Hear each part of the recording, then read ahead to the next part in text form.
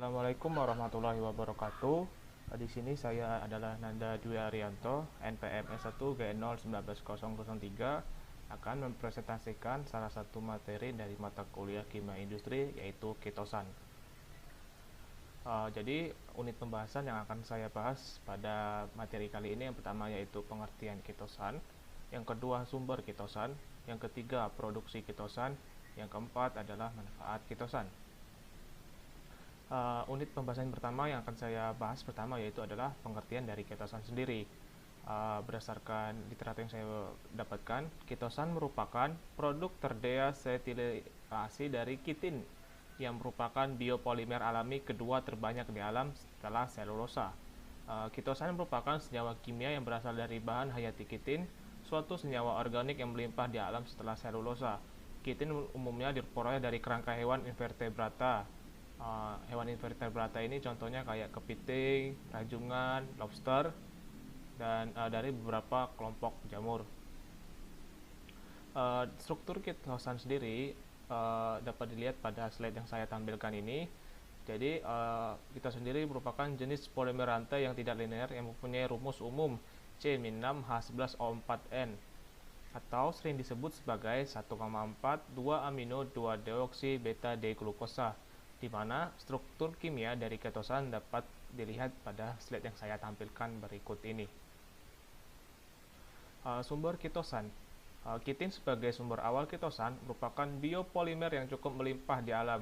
Kulit krustasea, kepiting, udang, lobster sebagai limbah industri pangan merupakan sumber utama yang dapat digunakan untuk memproduksi ketosan dari kitin dalam skala besar. Yang ketiga, unit pembahasan saya yaitu produksi ketosan. Secara umum, proses pembuatan ketosan itu melalui 3 tahap. Yang pertama itu deproteinisasi, demineralisasi, dan deasetylisasi.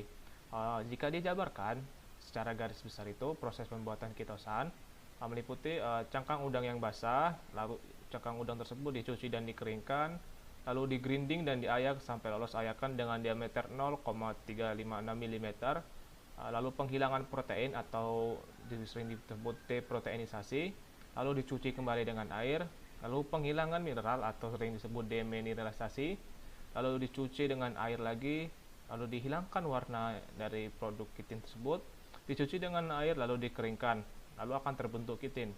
Lalu langkah selanjutnya yaitu penghilangan gugus asetil atau deasetylisasi.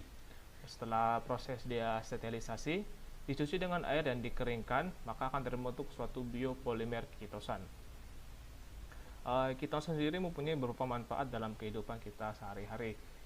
Salah satunya yang dapat saya tampilkan di sini yang pertama, dalam industri-industri, ketosan itu dapat sebagai penjernihan limbah industri pangan dan dia berfungsi sebagai koagulasi atau flokulan, penjernihan air minum sebagai koagulasi, lalu penjernihan kolam renang, flokulan mikroba, lalu penjernihan zat warna, fungsinya sebagai pembentuk kompleks.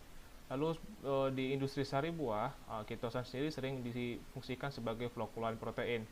Di dunia biomedis, ketosan dapat digunakan untuk menurunkan kadar kolesterol dalam darah. Yang kedua, dalam bioteknologi, ketosan sendiri dapat mempercepat penyembuhan luka, luka di tulang atau pada saat kita pencabutan gigi. Jadi ketosan sendiri dapat mempercepat penyembuhan dari luka setelah kita melakukan pencabutan gigi. Lalu dalam industri tekstil, ketosan dapat digunakan untuk meningkatkan ketahanan warna.